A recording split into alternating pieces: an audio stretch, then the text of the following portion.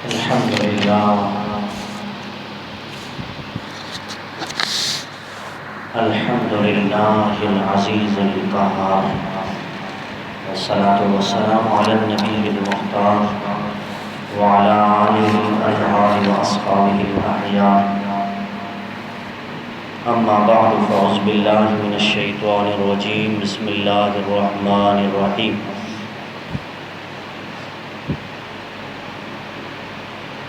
وتفقد الطير فقال ما لي لا أرى الهدهد أم كان من الغائبين.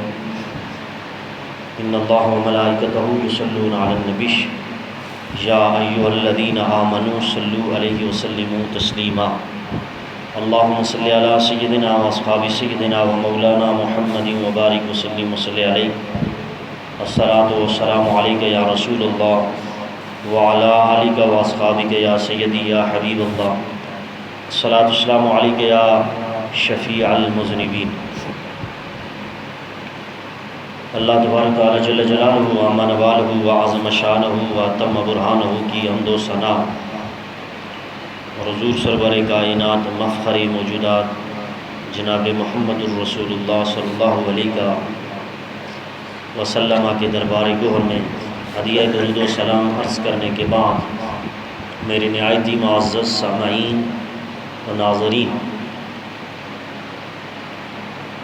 السلام علیکم ورحمۃ اللہ وبرکاتہ۔ سامعین و ناظرین، ہم اپنے مقصد کی طرف بڑھ رہے ہیں جیسا گزشتہ جمعۃ المبارک، یعنی کرامات اولیاء کی قرآنی دلیل کی طرف، قرآن کے سیاق و سباق کی روشنی میں۔ اس کے ساتھ آج قسط نمبر 2 اس حوالے سے ہوگی۔ گزشتہ جمعۃ المبارک جناب سلیمان علیہ السلام کی چیونٹی کی پکار پر جناب سلیمان علیہ السلام کے بارے میں تفسیر مظہری کے اندر علامہ قاضی ثناء اللہ پانی پتی نے لکھا تھا کہ فسمع سلیمان قولها من 3 لیال امیال، کہ حضرت سلیمان علیہ السلام نے 3 میل دور اس کی بات کو سن لیا۔ اور اس پر میں نے اس چیونٹی کے بارے میں یہ بھی بتایا تھا کہ وہ جو چیونٹی ہے وہ بے زبان ہے، تو جس کی زبان نہیں اس کی آواز کو اللہ کے نبی سن سکتے ہیں، تو جس کی زبان ہو اس کی آواز کو اللہ کے نبی بدرجہ اولیٰ سن سکتے ہیں۔ یہاں یہ بھی میں نے بتایا تھا کہ اس چیونٹی کے منہ کے ساتھ، اس کے منہ کے ساتھ 2 بال ہوتے ہیں، ایک بال کو دوسرے بال پر رگڑتی ہے، اور جو اس سے آواز، بلکہ خفیف ترین آواز جو عام انسان کو محسوس تک نہ ہو سکے، ایسی آواز کو سن لینا، اور وہ بھی 3 میل دور سے، یہ حضرت سلیمان علیہ السلام کی قوت سماعت کا کمال ہے۔ اور حضرت سلیمان علیہ السلام ایک چھوٹی سی کیڑی کی بے آواز صدا سن لیں تو سلیمان علیہ السلام کے سردار حضور اکرم صلی اللہ علیہ وسلم غلاموں کا درود و سلام بھی نہ سن سکیں، یہ کیسے ہو سکتا ہے؟ جو لوگ یہ کہتے ہیں کہ حضور تمہارا درود نہیں سنتے، وہ کیڑے مکوڑوں سے بھی گئے گزرے ہیں، کیونکہ کیڑی جو ہے وہ تو یہ عقیدہ رکھتی ہے کہ وہ سن رہے ہیں۔ تو حضرت محترم اللہ کے پیغمبر دور و نزدیک کی آوازیں سن سکتے ہیں اللہ کی عطا سے۔ تو جب اس کی ایک بال دوسرے بال پر رگڑتی ہے تو خفیف ترین آواز نکلی، اور اس میں جو لفظ استعمال کیے گئے اس چونٹی نے کہ جلدی جلدی اپنی بھلوں میں گھس جاؤ، کہیں پیغمبر اپنے لشکر کے ساتھ عدم توجہ کی وجہ سے تمہیں روند نہ ڈالے۔ تو اس نے یہ بات کہی تو سلیمان علیہ السلام نے اس کی اس بات کو سنا 3 میل دور، تو قرآن کو کہنا پڑا فَتَبَسَّمَ ضَاحِكًا مِّن قَوْلِهَا، سورہ نمل کی آیت نمبر 19۔ اللہ قرآن میں کہتا ہے کہ سلیمان علیہ السلام اس کی بات کو سن کر مسکرانا شروع کر دیا۔ مطلب یہ کہ حضرت سلیمان علیہ السلام نے چیونٹی کی بات سن لی اور اس کا مطلب بھی سمجھ لیا، اور ساتھ یہاں پہ فکر بھی ملتی ہے کہ ایک چیونٹی اپنی قوم کو بچانے کے لیے کس طرح کے حربے اور احتیاطیں پیش کر رہی ہے۔ تو جو لوگ ایک بم بلاسٹ کر کے لاکھوں بچوں کو، ہزاروں لوگوں کو مار دیتے ہیں، ان کو بھی سوچنا چاہیے کہ جب حقیر سی چیز اپنی قوم کو بچانے کے لیے کس طرح کی سازشیں احتیاطیں کر رہی ہے اس کے بچاؤ کے لیے، تو حضرات محترم پھر ان لوگوں کو علماء دین یا مذہبی کہنا یہ سراسر لا علمی پر اور جہالت پر مبنی ہے کہ وہ اسلام کے نفاذ کے لیے لوگوں کو قتل کرتے ہیں، وہ جہاد کرتے ہیں۔ تو جہاد تو کافروں سے ہوتا ہے۔ تو آئیے قرآن مجید کی جو میں نے آیت کریمہ اسی سورہ نمل کی آیت نمبر 20 خطبے کے دوران پڑھی،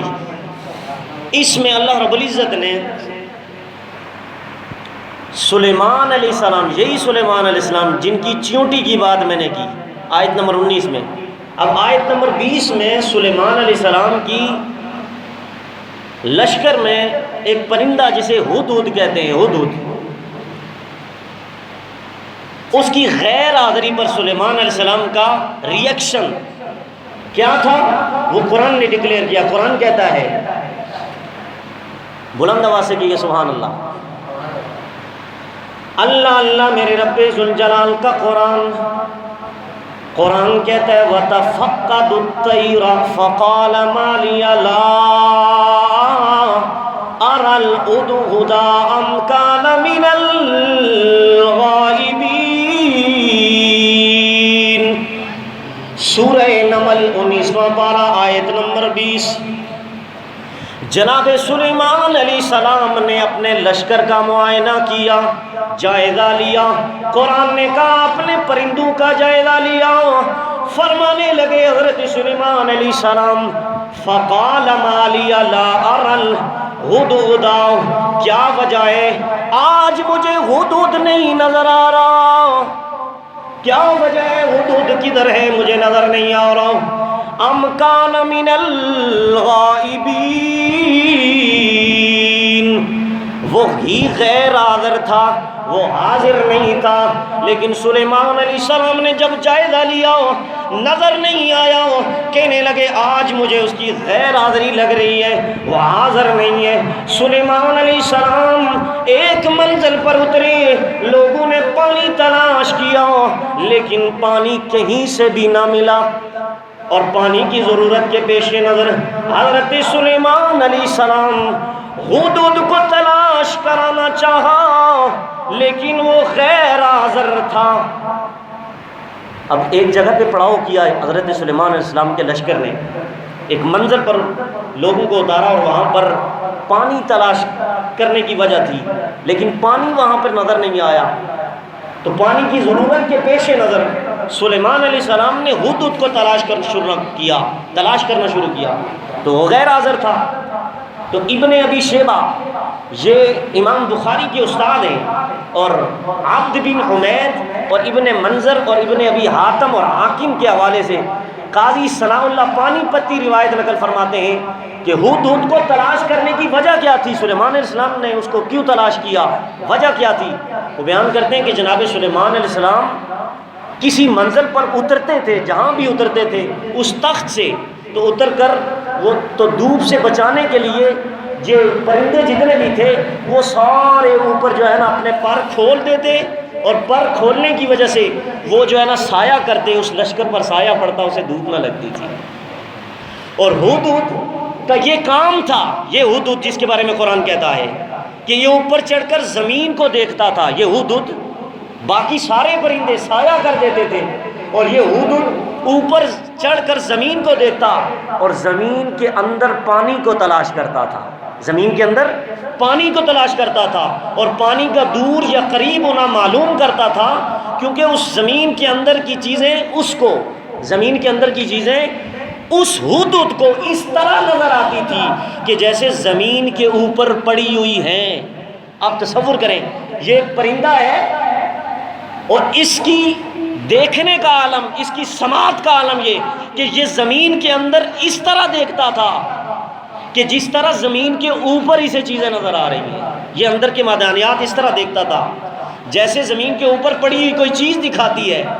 اور علامہ قاضی ثناء اللہ پانی پتی نے تفسیر مظہری کی جلد 7 صفحہ نمبر 107 پر لکھا کہ کما یرا فی الزجاجۃ، یہ زمین کے اندر اس طرح دیکھتا تھا کہ جس طرح شیشے سے بندہ رار پار دیکھتا ہے۔ مثلا جس طرح ایک شیشہ ہوتا ہے نا، تو اس شیشے کے اندر کی چیزیں نظر آ رہی ہوتی ہیں اس طرف کی، تو یہ زمین کے اندر اس طرح دیکھتا تھا کہ جس طرح کما یرا فی الزجاجۃ، جیسے شیشے کے اندر کی چیزیں دکھائی دیتی ہیں۔ یہ اس ہدہد کا کمال تھا۔ اور علامہ ابن کثیر نے تفسیر کبیر کے اندر وہ لکھتے ہیں کہ سلیمان علیہ السلام کے ہدہد کا نام، اب اس ہدہد کا نام بھی تھا، لکھتے ہیں کہ اس کا نام عنبر تھا، عنبر۔ اور ابن عباس سے مروی ہے کہ ہدہد سلیمان علیہ السلام کی فوج کا، ان کی فوج کا مہندس تھا۔ مہندس اندسوں کا حساب رکھنے والا، اندسوں کا حساب رکھنے والا، نجومی جسے کہتے ہیں، نجومی حساب و کتاب کرنے والا اور جوتشی کا کام کرنے والا۔ اور وہ بتا دیتا تھا کہ فلاں مقام پر پانی ہے، پانی کہاں پہ ہے زمین پہ، وہ یہاں تک بتا دیتا۔ اور یہاں تک علامہ ابن کثیر نے، حافظ ابن کثیر نے اپنی تفسیر ابن کثیر کی جلد نمبر 2 صفحہ نمبر 359 پر لکھا۔ اب کیا لکھا، ذرا کمال کا جملہ لکھا اس ہدہد کے بارے میں۔ علامہ ابن کثیر لکھتے ہیں، اب یہ نبی کی بات نہیں ہے، نبی کی تو بڑی شان ہے، یہ ہدہد کا کمال بتا رہا ہوں۔ علامہ ابن کثیر لکھتے ہیں یہ ہدہد اتنا کمال رکھتا تھا، فنظر له الماء فی تخوم الارض یرى الانسان الشیء الظاہر علی وجه الارض ویعرف کم مساحة بعده من وجه الارض۔ یہ زمین کے اندر یہ سلیمان علیہ السلام کا ہدہد یہ اتنا تیز تھا، اس کی آنکھیں، کیونکہ بصارت کا عالم یہ تھا کہ زمین کا اندر کا پانی یہ اس طرح اسے نظر آتا تھا جیسے زمین کے اوپر کوئی چیز لوگوں کو نظر آتی ہے، اور زمین سے اس کا کتنا فاصلہ ہے اسے اتنا بھی پتہ چل جاتا کہ پانی کس زمین کے اندر کتنے فٹ اسے کھودا جائے، اس کا گڑھا کھودا جائے، اس فٹ کے مقام پر اس کی آخری حد اس پانی کی ہوتی ہے۔ تو یہ اتنا بھی جانتا تھا کہ کس فاصلے زمین کے اندر، کس فاصلے کے مقام پر یہ پانی ہے۔ یہ ہدہد کی بصارت کا عالم تھا۔ جب حضرت سلیمان علیہ السلام جنگل میں ہوتے تو اس سے دریافت فرماتے، اس پرندے سے دریافت فرماتے پانی کہاں ہے۔ یہ مشیر تھا سلیمان علیہ السلام کا، یعنی حکم دیتے تیری ڈیوٹی ہے، وہ سر انجام دیتا اور بتاتا کہ پانی زمین کے کس حصے میں ہے، اور وہ بتا دیتا کہ فلاں جگہ پانی ہے اور اتنا اونچا ہے، اتنا اونچا پانی ہے، آپ اتنی کھدائی کریں گے تو پانی سامنے نظر آ جائے گا۔ تو اب اس پر پریکٹیکل بھی ہوتا تھا، یہ نہیں کہ وہ بتا دیتا تھا کہ پانی فلاں پر۔ پھر حضرت سلیمان علیہ السلام جنات کو حکم دیتے کہ ہدہد نے تصدیق کر دی ہے کہ اتنے فٹ کی بلندی پر پانی آئے گا۔ آج تو ہم مشینیں لگاتے ہیں اور ان مشینوں کے ذریعے یہ جو ہم نے یہاں پانی نکالا مسجد کا، آپ نے دیکھا کہ کتنے فٹ زمین کے اندر، وہ اس طرح نہیں پتہ چلتا، پانی اس کے پائپ میں جب آنا شروع ہو جاتا ہے تب پتہ چلتا ہے، لیکن یہ کھدائی سے پہلے ہی ہدہد بتا دیتا تھا کہ پانی کتنے فٹ کی بلندی پہ تمہیں مل جائے گا۔ تو حضرت سلیمان علیہ السلام جنات کو حکم دیتے، وہ اس پر کنواں کھود دیتے۔ اب حضرت محترم اس پر تبصرہ سن لیجیے کہ آپ اس قرآنی واقعے پر غور فرمائیں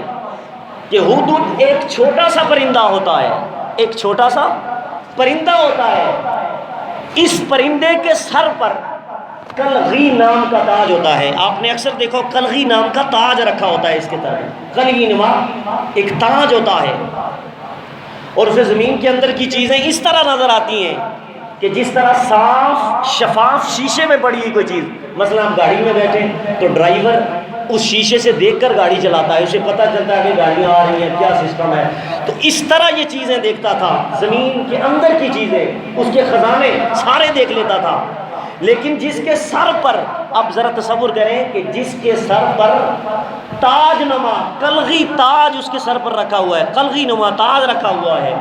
اس کی تو یہ شان ہے کہ زمین کے اندر کی چیزیں اس طرح دیکھتا ہے، صاف شفاف، کہ جس طرح زمین کے اوپر کوئی چیز پڑی ہوئی ہوتی ہے۔ تو جس کے سر پر نبوت اور نبیوں کی امامت اور نبوت کا تاج رکھا ہوا ہے جناب محمد الرسول اللہ، اس کے بارے میں یہ عقیدہ رکھنا کہ اس نبی کو دیوار کے پیچھے کا علم نہیں، دیواروں اور پردوں کے پیچھے کی نظر اسے نہیں آتی چیزیں، یہ کیسے ہو سکتا ہے؟ اور جو لوگ یہ تقریریں کرتے ہیں، اپنی تقریریں کرتے ہیں، کتابیں لکھتے ہیں اور حضور کو یہ تصور کرتے ہیں کہ یہ علم نہیں رکھتے، یہ بھی علم نہیں رکھتے، حتیٰ کہ دیوار کے بارے میں بھی الیاذ باللہ، دیوار کے پیچھے کیا ہے یہ بھی حضور کو پتہ نہیں، یہاں تک کہہ دیتے ہیں نبی کا کلمہ پڑھ کر۔ اور وہ لوگ سرکار کو ہود کے برابر بھی نہیں سمجھتے کہ ہود تو زمین کے اندر کی چیزیں دیکھے، اور یہ نبی کا کلمہ پڑھنے والے نبی کے بارے میں کہے نبی دیوار کے پیچھے کا یہ نہیں رکھتا۔ حضرات محترم، پھر انہیں ہود کا کلمہ پڑھنا چاہیے۔ قرآن تو بتاتا ہے کہ سارے کمالات اللہ پاک نے پوری مخلوق کو جو دیے، سب سے اول میں اللہ رب العزت نے وہ سارے کمال مصطفیٰ کو عطا کیے، اور مصطفیٰ کے وسیلے سے پھر جس کسی کو بھی کمال کوئی بھی دیا، بصارت کا کمال، سننے کا کمال، چلنے کا کمال، کوئی بھی تصرف ہے، استعامت ہے، جو بھی کمال کسی کو دیا گیا وہ حضور ہی کا صدقہ ہے۔ تو حضرات محترم، پھر ان لوگوں کو پھر کلمہ ہود کا پڑھنا چاہیے، کیوں ہود تو زیادہ پاور والا ہوگا، اور وہ نبی کے بارے میں یہ کیا لکھ رہے ہیں اپنی کتابوں کے اندر، معاذ اللہ۔ تو حضرات محترم، اللہ تبارک تعالیٰ ایسے لوگوں کے دام فریب سے مسلمانوں کو بچا کے رکھے۔ اب میں عرض کر رہا ہوں، یہی ہود ہوگی جب اس کی یہ ساری چیزیں حضرت ابن عباس صحابی رسول نے لوگوں کے سامنے بیان کی کہ یہ پانی زمین کے اندر کی چیزیں اس طرح دیکھتا ہے جس طرح شیشے کے سامنے صاف شفاف چیزیں نظر آ جاتی ہیں، تو یہ اندر دیکھتا ہے۔ تو ایک خارجی نام کا بندہ جس کا نام تھا نافع بن ارزق، یہ خارجی تھا، اس نے اعتراض کیا۔ پہلے بھی حضرت ابن عباس پر اعتراض کرتا تھا۔ تو یہ صحابی رسول اپنی تفسیر میں فرماتے ہیں کہ یہ اس ہود کا یہ کمال تھا کہ یہ پانی کے اندر دیکھتا تھا۔ تو خارجی ارزق نامی بندہ جو خارجی تھا اس نے اعتراض کیا، پہلے بھی بڑے اعتراض کرتا تھا۔ تو جب یہ حضرت ابن عباس نے کہا کہ یہ ہود کا یہ کمال تھا سلیمان علیہ السلام کا کہ زمین کے اندر کی چیزیں اس طرح شیشے کی طرح نظر آتی تھی، صاف شفاف، تو اس وقت اس نے اعتراض کر دیا، اس خارجی نے، حضرت ابن عباس صحابی رسول جو حضور کے صحابی ہیں، اعتراض کر دیا، اور بے جا اعتراض پہلے بھی کرتا تھا۔ ابن عباس سے کہنے لگا، اب دیکھیں اس کا کہنے کا اعتراض دیکھیے، جب اس ہود کا کمال سنا، سلیمان علیہ السلام کا جو مشیر تھا، نجومی تھا، تاکسی کا کام کرنے والا تھا، مہندس تھا، انسوں کا حساب رکھنے والا، جس کا نام عنبر تھا، ہود،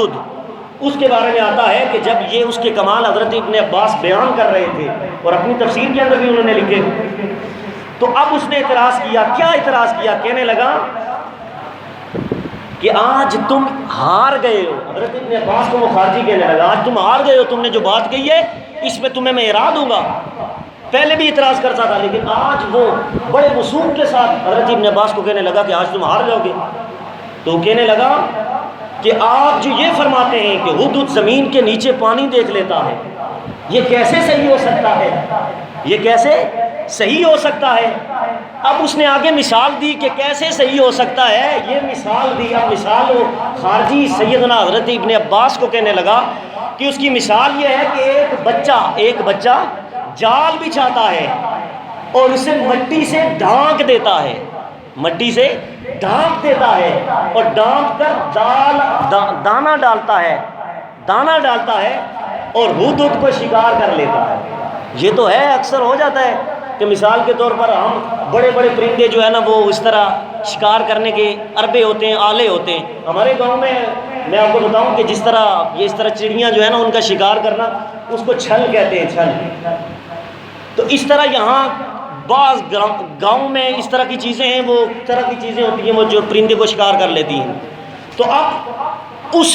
خارجی نامی بندے نے جب حضرت ابن عباس سے کہا کہ وہ اتنے اندر کی چیزیں دیکھ سکتا ہے، تو زمین کے اوپر جو جال پڑا ہوتا ہے جس کے اندر اس نے پھنسنا ہوتا ہے، اور چھوٹا سا بچہ اسے شکار کر لیتا ہے، دانا ڈالتا ہے، اور اسے یہ نہیں پتا ہوتا اس سے میں پھنس جاؤں گا، اور اندر کی چیزیں وہ دیکھ سکتا ہے،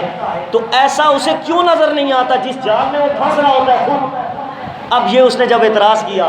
تو آئیے حضرت عباس نے کیا جواب دیا، کیا کمال کا علمی جواب دیا۔ میں اس صحابی کی بات کر رہا ہوں جس نے براہ راست مصطفیٰ سے پڑھا ہے، وہ اس یہودی خارجی نامی بندے نافع بن ارزق کو جواب دیتے ہیں. آپ نے فرمایا کہ اگر مجھے یہ خیال نہ ہوتا کہ تو کہیں یہ نہ سمجھ بیٹھے کہ میں نے ابن عباس کو لاجواب کر دیا ہے، تو یہ نہ سمجھ لے کہ میں نے حضرت ابن عباس کو لاجواب کر دیا. سن کہ جس وقت قضا آتی ہے، قضا کس کو کہتے ہیں؟ تقدیر کو. جس وقت قضا آتی ہے تو آنکھیں اور عقل نکارہ ہو جاتی ہے. جس وقت بندے کی تقدیر میں یہ لکھا ہوتا ہے بندے کی یا پرندے کی جو بھی زیرو اشیاء ہے، نفس، ہر زیرو نفس نے موت کا ذائقہ چکھنا ہے. تو آپ نے تصور کیا اگر ایک بندے کا ایکسیڈنٹ ہوتا ہے، ایکسیڈنٹ ایسی جگہ پہ ہوتا ہے جہاں سنا ہی نہیں جا سکتا اور جہاں یہ ادراک ہی نہیں کیا جا سکتا کہ اتنی آسان جگہ سے بندے کا حادثہ ہوگا. وہ بعد میں جب فوت ہو جاتا ہے، اس کا ایکسیڈنٹ ہو جاتا ہے، تو بعد میں کہتا ہے یار یہاں تو اتنا مشکل تو نہیں تھا یہاں گرنا، تو میں گرا اور میری ٹانگ ٹوٹ گئی، یہ حادثہ ہو گیا. یہ بعد میں اسے پتہ چلتا ہے اور بعد میں بندہ سوچتا رہتا ہے یار یہاں سے نہیں ہونا چاہیے. تو اب یہاں پہ یہ ایک علمی نقطہ ذہن میں رکھیے، جب بھی اس طرح کے حادثات ہوتے ہیں اور بندے کی تقدیر میں جو قضا لکھی ہوئی ہوتی ہے کہ بندے کے ساتھ یہ ہوگا، کسی پرندے کے ساتھ یہ ہوگا، کسی کے ساتھ بھی اللہ کی طرف سے جو کچھ بھی ہوتا ہے، جب تقدیر میں لکھا ہو تو اس کی عقل نکارہ ہو جاتی ہے. وہاں علم بھی نہیں کام کرتا، عقل بھی نہیں کام کرتی. اب یہاں پر کئی حدیثیں بھی ہیں کہ حضور کی حدیثیں ہیں کہ بندے کی عقل کام نہیں کرتی جب تقدیر میں لکھ دیا جائے. وہاں پھر کیا ہوتا ہے؟ بندہ کہتا ہے یار میری آنکھیں بھی کھلی ہوئی تھی پھر بھی میں نے نہیں دیکھا یہ حادثہ ہوگا. میں آنکھیں کھول کے آنکھیں صحیح اسی طرح کھلی ہوئی تھی جس طرح پہلے میں گاڑی چلا رہا تھا. تو اب یہاں پر حضرت ابن عباس نے اس کو لاجواب کر دیا. کہا جب قضا آتی ہے آنکھیں اور عقل نکارہ ہو جاتی ہے. نافع خارجی لاجواب ہو گیا اور کہنے لگا با خدا اب آپ پر اعتراض کبھی بھی نہ کروں گا، اب آپ پر کبھی بھی اعتراض نہ کروں گا. اور آج کل کے خارجی بھی اسی قسم کے سوال کرتے رہتے ہیں اسی کی اولاد میں سے کہ اگر نبی کو علم ہو تو فلاں چیز کا پتہ لگا لیتے. خارجی لوگ حضور کے علم اور حضور کی آل کے اس طرح دشمن ہیں کہ جس طرح یہودی قرآن کے منکر ہیں، یہودی جس طرح قرآن کے مستر ہیں، اس طرح خارجی لوگ حضور کی شان، حضور کی آل کی شان کے دشمن ہیں. حضرت محترم آؤ میں اس سانپ کی بات کرنے لگا ہوں. یہ تو ہود ہے کہ جس کی آنکھ کا یہ کمال ہے. آؤ میں ایک سانپ کی آنکھ کی بات کرنے لگا ہوں کہ جب اس سانپ کی آنکھ کا یہ عالم ہے تو پھر سانپ تو ایک دشمن ہے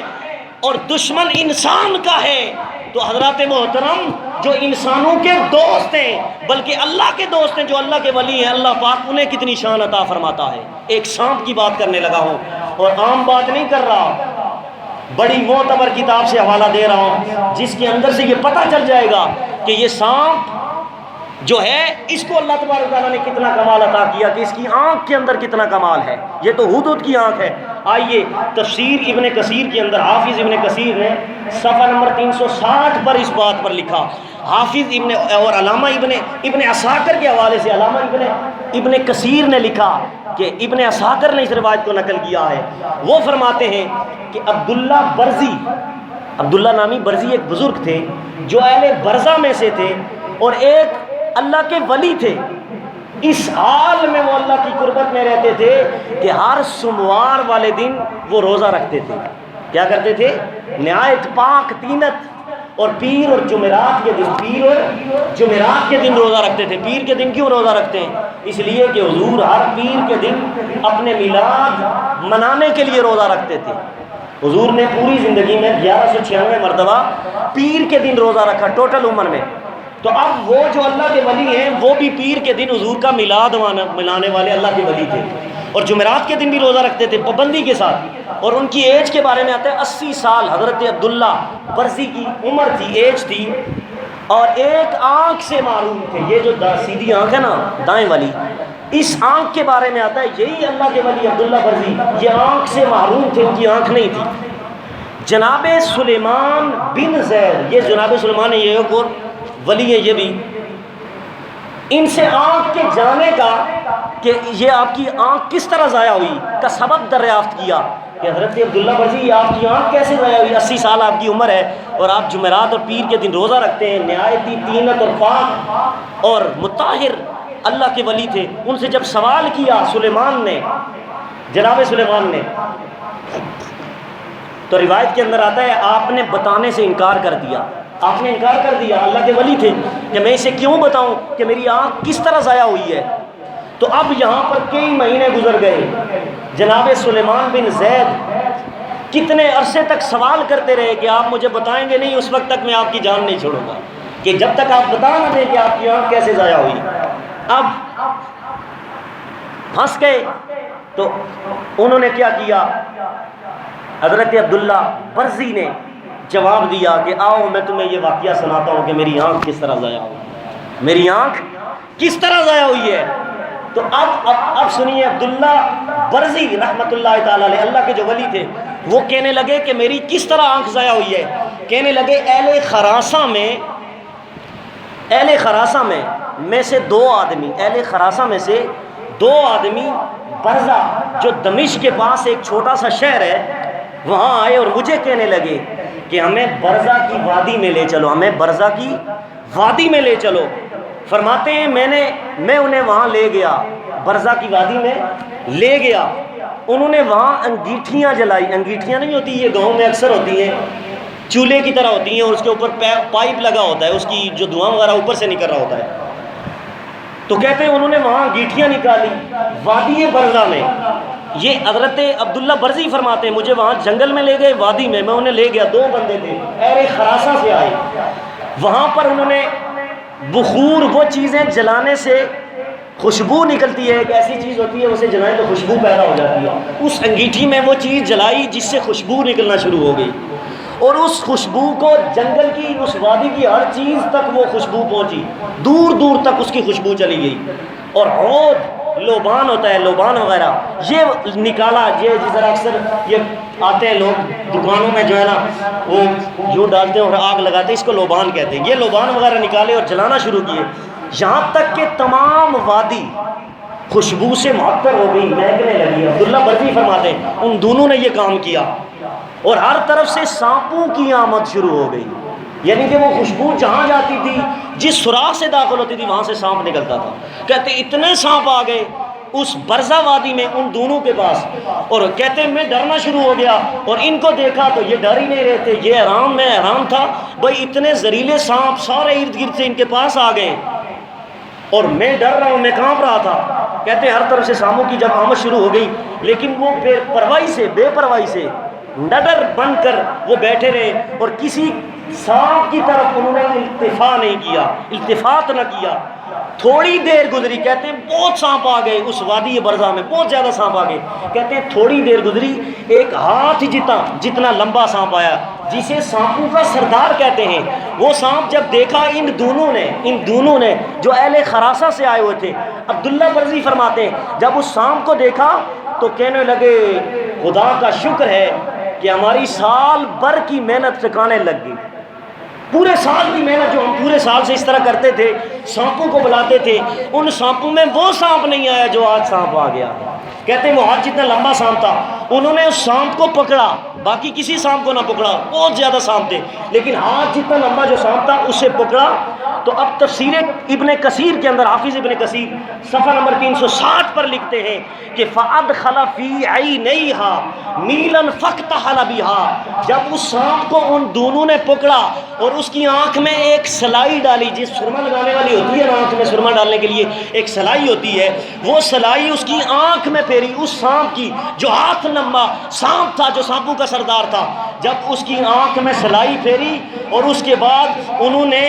وہ سلائی ان دونوں آدمیوں نے اپنی آنکھ میں سلائی پھیر دی، سانپ کی آنکھ میں پھیرنے کے بعد اپنی آنکھ میں وہ سلائی پھیری۔ کہتے ہیں حضرت عبداللہ ابن برزی وہ فرماتے ہیں میں نے ضد کی، یار خدا کے لیے میں بھی تمہارے ساتھ آیا ہوں، اتنے دور سے تمہیں لے کر آیا ہوں۔ یہ اللہ کے ولی کہتے ہیں میں نے بھی ان دونوں کے سامنے یہ کہا کہ مجھے بھی یار مہربانی کرو، میری آنکھ میں بھی یہ سرما لگا دو، یہ تم نے جو سلائی سانپ کی آنکھ میں لگائی ذرا میری آنکھ میں بھی تو لگاؤ۔ حضرت عبداللہ کہتے ہیں جب میں نے یہ کہا ضد کی تو وہ پہلے تو نہ مانے، انہوں نے کہا نہیں عبداللہ ہم تو تیری آنکھ میں یہ سلائی نہیں پھیریں گے، یہ بڑی کمال کی چیز ہے، ہم تجھے نہیں دیں گے۔ کہتے ہیں میں نے جب ضد کی آخر وہ مجبور ہو گئے، کہنے لگے ذرا آنکھ آگے کرو۔ عبداللہ برزی اللہ کے ولی ہیں، کہتے ہیں جب میں نے اپنی آنکھ کو آگے کیا تو آنکھ میں انہوں نے سلائی پھیری، سیدھی آنکھ میں۔ اب ذرا میں بتا رہا ہوں، سانپ کی آنکھ میں سلائی پھیری، وہ سلائی ان دونوں نے اپنی آنکھ میں پھیری۔ اس کے بعد عبداللہ برزی نے کہا میں نے جب ضد کی، اللہ کے ولی کہتے ہیں میری آنکھ میں پھیر دی گئی۔ جب میری آنکھ میں پھیری تو اس کے بعد میری آنکھ کا کمال یہ ہے، وہ کہتے ہیں فَحِينَ وَقَعَ فِي عَيْنِي نَظَرْتُ إِلَى الْأَرْضِ تَحْتِ مِثْلَ الْمِرْآةِ أَنظُرُ مَا تَحْتَهَا كَمَا تَرَى الْمِرْآةُ۔ تفسیر ابن کثیر کے اندر حافظ ابن کثیر صفحہ نمبر 360 پر لکھتے ہیں، جس وقت عبداللہ برزی اللہ کے ولی فرماتے ہیں میری آنکھ میں انہوں نے وہ سانپ کی آنکھ میں ڈالنے والی سلائی جو انہوں نے اپنی آنکھ میں سلائی ماری تھی، وہ جب میری آنکھ میں ڈالی تو اب پہلے تو میں دور تک، کہیں دور تک دیکھتا تھا، لیکن اب میری اس آنکھ کا کمال یہ تھا کہ اب جو دیکھتا ہوں تو زمین مجھے شیشے کی طرح معلوم ہونے لگی۔ پوری زمین اس طرح مجھے لگتی ہے جیسے اوپر کی چیزیں نظر آ رہی ہیں، ایسے ہی زمین کے اندر کی چیزیں نظر آنے لگی۔ یعنی میں نے زمین کے اندر چھپے ہوئے خزانوں کو اس طرح دیکھ لیا کہ جس طرح زمین کے اندر چھپی ہوئی چیزیں ہوتی ہیں۔ حضرت عبداللہ برزی فرماتے ہیں یہ کچھ دیر تک یہ معاملہ رہا، اب میرے پاس اگر وہ آنکھ بچی ہوتی تو یہ ساری زندگی میں زمین کے اندر کی ساری معدنیات، ساری چھپی ہوئی چیزوں کو اس طرح ملاحظہ کرتا رہتا جس طرح کما زجاجت فی الارض، جس طرح شیشے سے آنکھ رار پار ہو جاتی ہے، صاف شفاف چیزیں زمین کے اندر کی چیزیں مجھے نظر آتی۔ تو حضرات محترم وہ عبداللہ برزی کہتے ہیں جب انہوں نے مجھے دیکھ لیا کہ اب اسے اندر کی ساری چیزیں نظر آنے لگ گئی تو وہی دو بندے انہوں نے حضرت عبداللہ سے کہا کہ آپ ہمارے ساتھ، ہمیں ساتھ لے چلیے، ہم آپ کے ساتھ جائیں گے۔ کہتے ان دونوں نے مجھے دور جا کر دونوں طرف سے پکڑ لیا اور پکڑ کے ایک بندے نے میری آنکھ میں جس میں سلائی ڈالی تھی اس میں انگلی ڈالی اور آنکھ کو نکال کر پھینک دیا۔ کہتے ہیں اس آنکھ کو نکال دیا انہوں نے، وگرنہ اس آنکھ کا یہ کمال تھا کہ سانپ کی آنکھ میں چلی گئی تو میں زمین کے اندر کی چیزیں اس طرح دیکھتا تھا کہ جس طرح شیشے کے اندر چیزیں رکھی ہوتی ہیں، جس طرح فریج ہوتا ہے نا شیشے والا، اندر ساری چیزیں نظر آ رہی ہوتی ہیں۔ تو کہتے ہیں اس طرح بالکل مجھے ساری چیزیں نظر آئی، لیکن افسوس کی بات کہ وہ مجھے دور لے گئے اور وہاں جا کر انہوں نے دیکھا کہ اس بندے کا تو یہ کمال ہوگا، یہ ساری چیزیں ہم پورا سال محنت کرتے رہے اور یہ تقریباً آدھے گھنٹے کی محنت میں یہ اللہ کے ولی ہیں، انہیں یہ کمال مل جائے گا۔ تو اب انہوں نے کیا انہوں نے کہا رسیوں سے باندھ کر وہ مجھے چھوڑ کے چلے گئے۔ اتفاقاً وہاں سے ایک قافلے کا گزر ہوا، انہوں نے مجھے آزاد کیا اور میں چلا آیا۔ فرمایا یہ قصہ ہے میری آنکھ جانے کا کہ میری آنکھ کس طرح ضائع ہوئی۔ حضرات محترم آج میں دعوت فکر دیتا ہوں ارباب حل عقد کو کہ میرے روح سخن ان لوگوں کی طرف ہے جو علم اور عقل کو اپنی جگہ رکھتے ہیں اور جن میں سوچنے اور سمجھنے کی صلاحیت ہے، جو اپنے رسول پر اور اپنے رسول کے کمالات عالیہ پر ایمان لاتے ہیں، یقین رکھنے کا بخل سے کام نہیں لیتے۔ میری آواز وہ